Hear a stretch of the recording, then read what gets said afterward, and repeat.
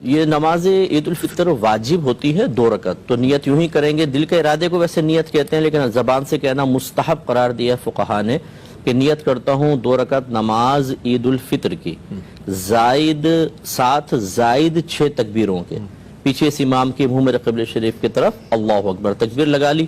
اس کے بعد ثنا پڑھیں گے، مقتدی بھی پڑھیں گے، امام صاحب پڑھیں گے.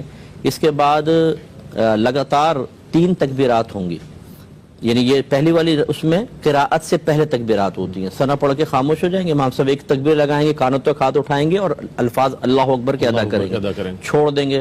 پھر دوسری مرتبہ، تیسری مرتبہ اٹھائیں گے اور ہاتھ باندھ لیں گے. قراءت ہوگی، رکوع سجود ہوگا، اگلی رکعت کے لیے کھڑے ہوں گے. اس میں پہلے قراءت ہوتی ہے، پھر تکبیرات ہوتی ہیں. الحمد شریف ہوگی، پھر سورت پڑھی جائے گی. لگاتار اب 4 تکبیریں لگیں گی. پہلی 3 تکبیرات وہ ہیں تکبیر تحریمہ سمجھ لیں یا زائد تکبیرات، اور چوتھی رکوع کی ہے. تو پہلی 3 میں کانوں تک ہاتھ اٹھائیں گے حسب سابق. ہر ایک کو اتنی زور سے اللہ اکبر کہنا لازم ہے کہ کان سنیں، اور تینوں مرتبہ ہاتھ چھوڑیں گے. چوتھی مرتبہ چونکہ رکوع کی تکبیر ہے، اب ہاتھ نہیں اٹھائیں گے، ڈائریکٹ رکوع میں چلے جائیں گے اور نماز کمپلیٹ کر لیں گے.